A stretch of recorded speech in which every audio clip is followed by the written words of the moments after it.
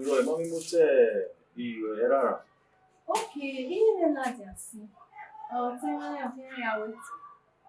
Yala wa. No, ya wa mu je fe. Iwa ya we gbere.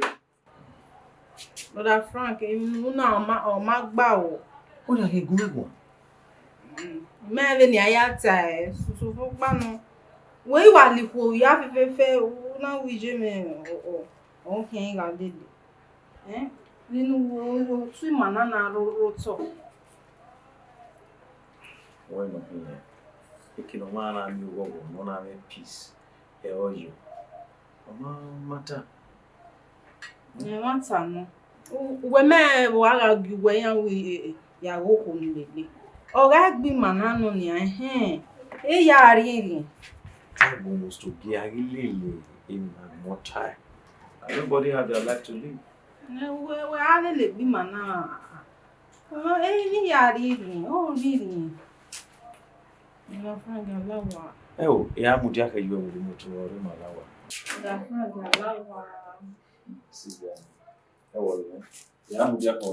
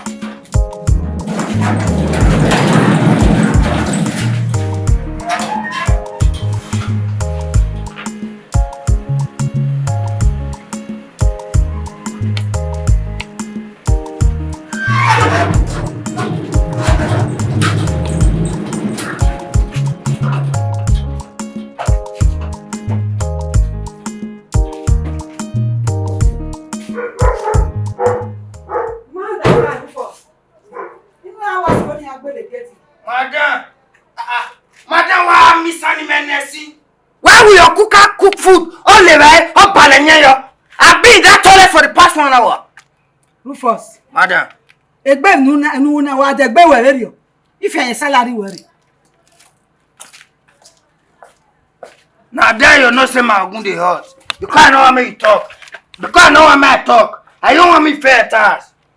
You move 1 naira for my salary. Now there you know say my ogun dey hot. That bounce away to follow you go fair fall like a dead man. Boy body. Rubbish. Okay, I don't know. What's it? Ne, e mama na when I don't mean. We're sure not clear. And no na when I don't mean now. We're sure to have you my area single now. They me well. Me wow.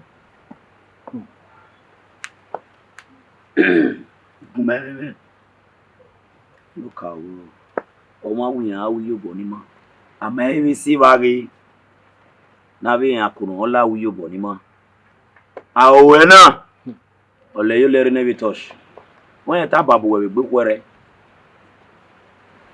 ibu ode na nia ma asiba wa wogi awe ya mu bitosh oni okawo okpo giver we na temari were asigo usero maruwa ona ya sutora we buse na ma wowe e buse na ma wowe a Nwe e no ya mete me na. Ona we yari yo bonima. No problem. But all the name matter no run me o bugwe. Eti woman na mama on de. We sure to all di ma yari asigo. Oni me o bugwe. David no iru wagbuna yari asigo. Wenu segba ogba yeki funana wa iru wagbuna yari asigo. Ubu onu e pa yusere areba. Bien son ami wa. Do you be taverio? No problem. Ogugwe meji na. La o wan ege me gwa le mi rie nenu we. Lu yi wa nwai. Ogugwe meji na. Whether we me ajo gwa ri me ma ya ta tenu we. Be tu we pa o me ya wo we. Wa do lugbe. Eh ga gwan be ni ana wa we je na no ye ba e me wa me gbe me. We ma de la wa be na. Why message yes? Honorable Magun pa. O wa e wa je office e wa je science ya de na. Ayi wa honorable bi. Honorable ni omoja no. Oga no. Well, 40 million money average. I thought be 50 million. Wow, it's a done deal. Yes. How do we go about it? Wait, imagine. What will if this were casting Politics. Any of your boys na Kawalo, I know. So where do you go? Me as of you not by sir. You may link is by sir. Are you sure? Yes. Afiare. A lodging. Okay. A lodging then or a night to election. I got you. Okay. I got you. I deliver. Where you will at so the amount of Mama G. Men of me, I bossy am here, me tie Frankie me, more your way. So that many of them they cannot even break your name out. Hey, that is my darling, hey, master Uwadiae. Then Mikey will 20 million within a Hallelujah 24. I mean, die. Hallelujah 24, my Oh, exactly. When I boss to you. I bought the champagne. I am with a fire, mammy.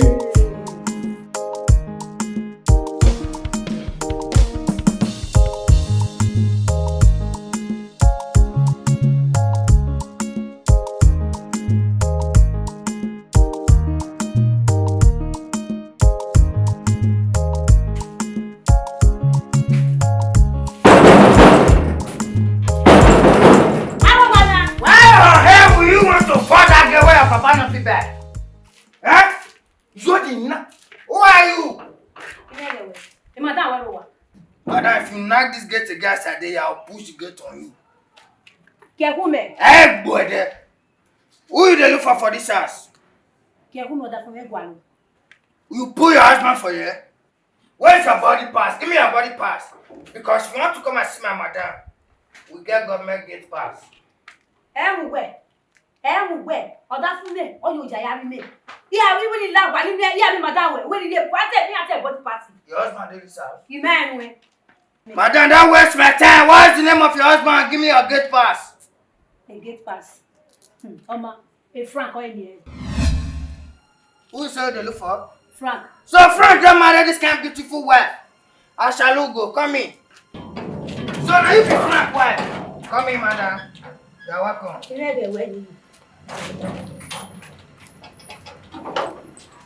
Camera rolling tape. Action. Today, not today. When I look this film today, that tell me, I go name my Z word. Bad body. Action! You never start.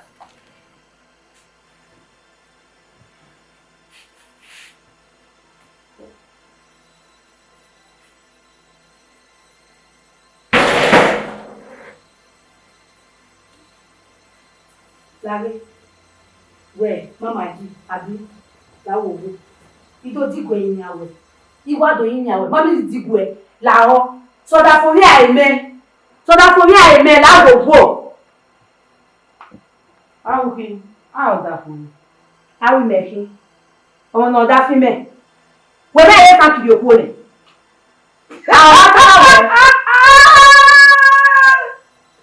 You are working Frank. When I'm with me, I do what I'm making. Huh? Oh, I'm not coming. Hey, if I can go out that way, or you better was a learner, you know. You go me. More you know, I will manage you. Who do you like the learner? Who like the learner? You go me. More you go another key. If you not believe I want to make it, it's not that for him. Eva ki makama yin o mo do ni 2 years yoko. Awe se noma. Tak mo me. Wese kakabo. Oya le buwe ade. Nítorí ni awe. Ine ere to yin yan. Nu la owo, nu so da fun ya ile. La ẹni ni ata ma we time awele. Iga we gbe adie mama. Ina we gbe buwe ade. Eri kian u kian like e. Okay, mo ja fe o. Oh, mo bu kete na mama mo ja. Ibo ja fe we. Ewo, e get ma bu ke get me no la wa. You don't understand. E wọ́n sọ wọn ke get me o ja na la wa. Mo ni na o se.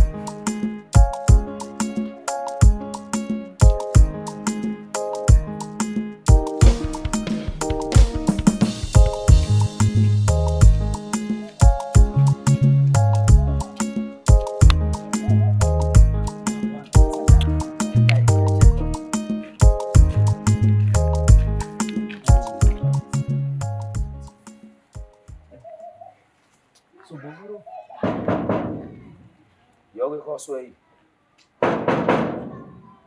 Amaro ba kwereva. Areva. Udete, areva. Gareva afana wareva. Tiwa ke gareva.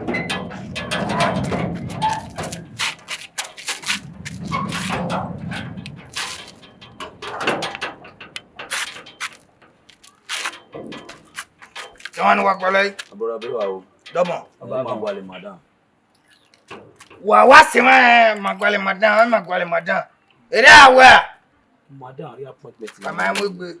Welare. Lare.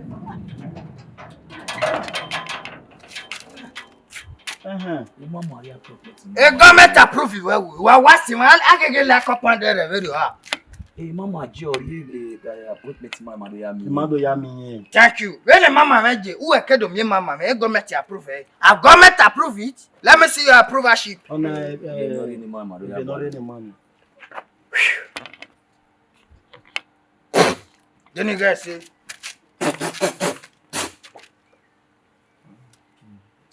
Right. And I government approve. So kwapa na wa mujani ano Idegbede 2 feet away from this gate. Why that say 2 feet away from this gate? Oma wejore. No wa jawe ready now. Oye na mani ka lead the Boko Haram. Oye na mani lead the Boko Haram. Po wana be fi wani gbe mo ko ye gate ye. We mi o wa. Mama wa bona. Mama bona. Mi o wa no boy musumusu no do fi na gbe ma gba na ye gate. Egbe ma ko na na. We ma be no ya behave. Abura you no mo mari na focus yo.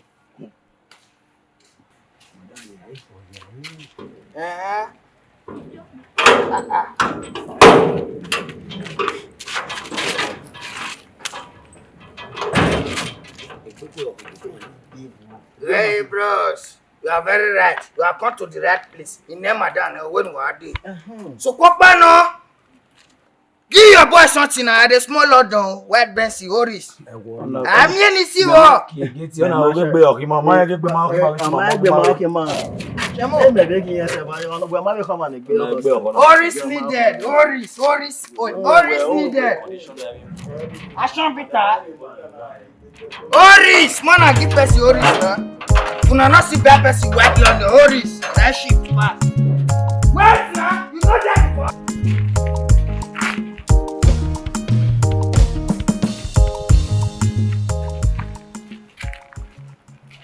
Na me na ke ko mi si. Se mo bi wa. Pele gere.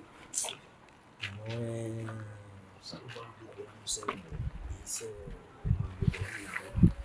Se ba ke wa ma. Ise. Zebe ni me wa be gere na. Mama na. O ma ko ko no ro wodo. Gere, de we ni me wa gere na. Ye ya fi awo no. O wa de yo be ni wa ta. Wa kalo bora la wo Ndu fi awo yo. Ndu ya mu yo bo o ni mari ha. yo boro pero no muria. Eri ami ropa. Eri ami ropa. Gay. O wa de yo be ni me wa o na wo ke do aye pi o gi me. Wa gbe mi ya. Me wa we nu we. E no na. Ni we. Yes na. Mu we. You was your me. Duria, you bona wa. Èmi rò pé area. Come away now. Area ge. Wa money wa akwan. Area. Know your way, not because. My mom. Oh, nah, where is my? You can't worry about it. Mama G. G for general. Honey. Where you know that? Because me, I was expecting you. It's time where both student association with my mama get together. So Kiwanikma, I was a work, then I have no other choice than to go home direct. I go. How handsome are you? I walk him also. What do? What do? Uderu we Odo tenegbe nenya ne we ni sawa. A o wi ani. So when I the gate na la wana buwe ade. Do rovi we wana. Na ya na ni. Ekwegbe me ga mo no we kanya na ntuta. Are you serious? Telling you the truth. Oh, so what can be na yari here? Only otani me. No ya focus here mo mo no go ano. Anytime I know do we quit time I didn't yari you why. Eh ka me onwo ma so no gi onwo ya sin. Oh, tenegbe me nya me no na me ku nya me ya si pia wo ni kwa na ari. Mama Sheila. Amen. I'm not about you. When I'm moving. Yeah, well, at least I have to hear from you. Boy, I no yare na go give a go ahead. Don't say nothing. No. You settle with me, you know that. Yeah, well.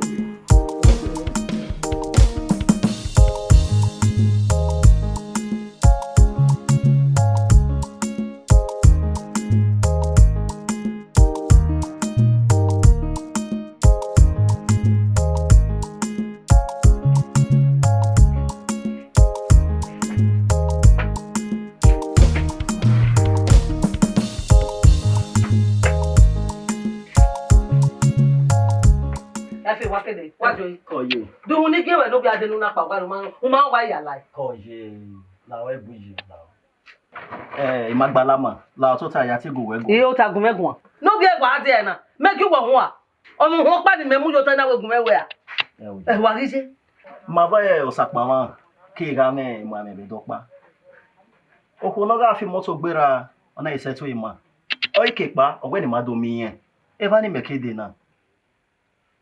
E ba we kede na. Yes. E den wa me ni osapa ma ga na mo e. We ka mi na we so wa. Oje. Bi no ko bo je bo ka e. O wetin yan ri yobo ni ma ye. Ona ku yobo. O me ka me mo. Tu bi ali no we di yobo no ari ni ma. Di si mu na no mu gbo be bo na. O me kina na we e pure water. E government worker no. Iye mu na bi se wa ma we to ori gwa yin na. Di ku wa be si me la dia. Fi di me le. E ma je e di gwa mo ohun ade ki. E ma gwa je. E ma igbera ma. Ne raja wu. Uhun ba wan do ti won sade a. E we ni me gbo gbo se wu won. La gbogbo.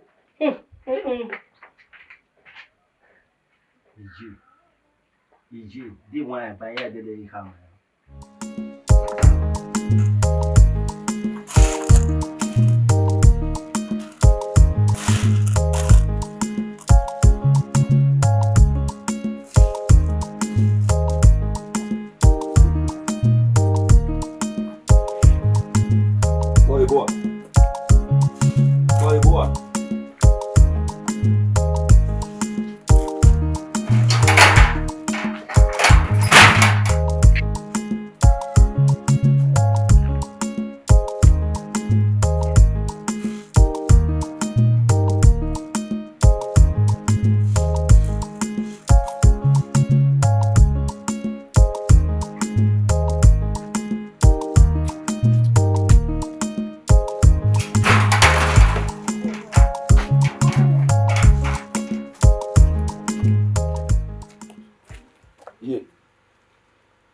Iye mi ro pare le wa. Mi ro paru ko ni. Mi ro paru ko ni. Wọ́n ṣe we mare mu ko ni. Wọ́n le mi ro pa na ro. O mu ko ni yan. Iye we ro paru ko ni. E ba eru ko ni. Ero. Ye, be lu we pa no go pa de, yeri me pa. E ba e ga ru ko ni. E ke me be jo na me na be mi nu na ali na. Ona no. La na do ro ya. We ri akọ kime we na gwi me adagbona. Ya me be ko ku gwe ne, o gwe be se no no ma be ka ke nu do ro en gya na. Oni me mo no no. We bi me adagbona. E ara we ale e ba na ayo akutana na. Ya, me ma be si. We ma dem ne ki ye ne be kisi. Me dem ye ki ni seki. Gele de we me ki ni o ba ni me. Wo se we ma na be gwa lo de. Ya me ya de. Wo o be no ya me ya de. Le nu gwe je na. Uga gwa ya ni ago ame gwe. Umu dia na re na. Na amwejire. Ba wo ari ba. Ona we ale ba sona. Ona. Upa ya mu yoto o. Ade na do ro e. Ya mke o.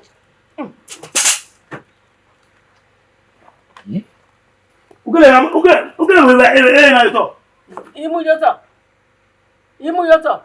O ave gbo no we me ri me kini. O ave di me. We ni we go bi ya ko kime go bi me agbona. We na no wa bi o yugu se na. We me ni we na re ni nu ga na no ya ga. We ro ga ro. E ti mu de ko na me kira re ga. Mario Boja mero. Mo. Igba we kina no gwa de bi me adagbona agun ya luro ma no fere. Ibe kokwa ne ni a. Ya luro ma no fere. Ibe kokwa mo. Ai ma e go na we kun se.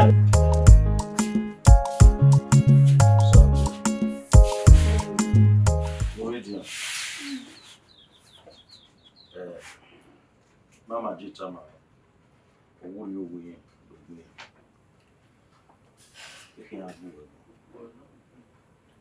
Mama Ji no ni o me. A relationship or my back brother or more ye or brother or what. I will be worth working him. Emma ya ye gbehin. So pupano, e ma so na do aro no yohia, e ma riara. Yana ga oseme ma gbatuta bakuta de le police yi dure yana re me ban eni mana okpa eva ima maji na da me do vin we mi yana me sure wari me la javiga e ba onu ayo yen no ma do ba struggle ku o we se ni hari ho ogwen yen ni yen bi yen ma ni de yen ma ni do mo de ya me hu no je me ni ha mi ibe di ku na bitama ona me gbogo la de me na yari wo yo. But today, he get ya came to no. Igbo mi ro we ya go ho. Imo no idole gbisu mu. Wọ́n me ni ta. O ta fone. Iri ta se. Mama.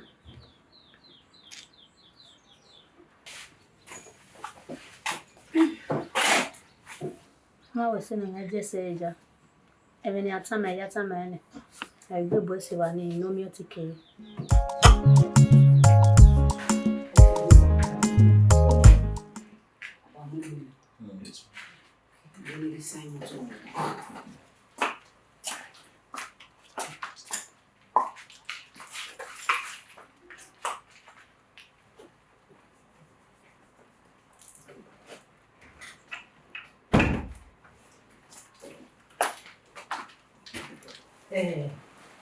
Wagapa.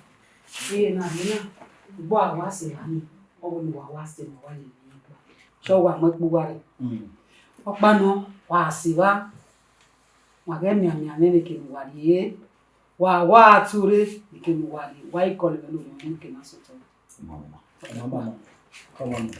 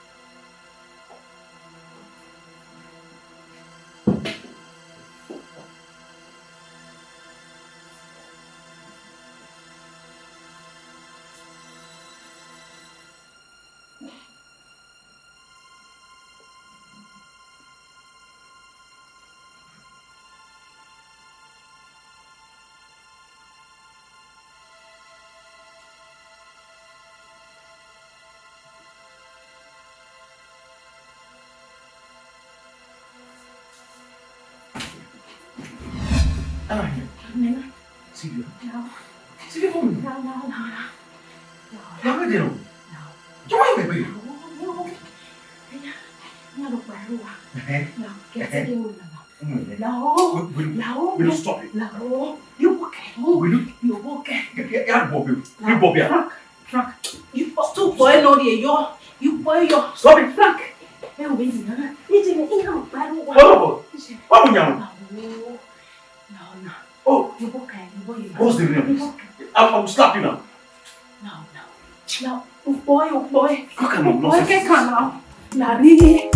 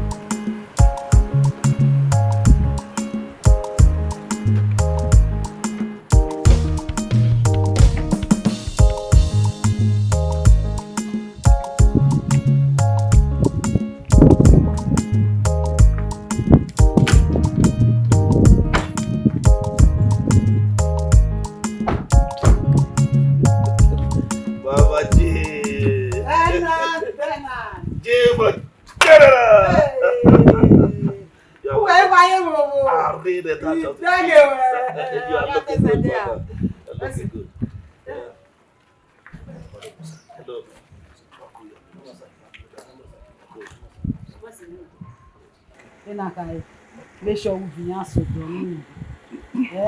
No problem. Viens jogar. Viens winner. Na kewe. Sanyati. La wo. Make sure we any other expenses on me. I know what you can do.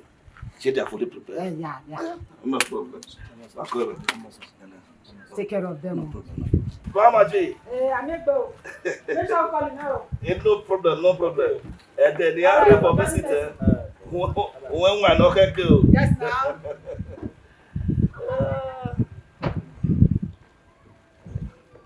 I think it's better. Just go like this. Look like this.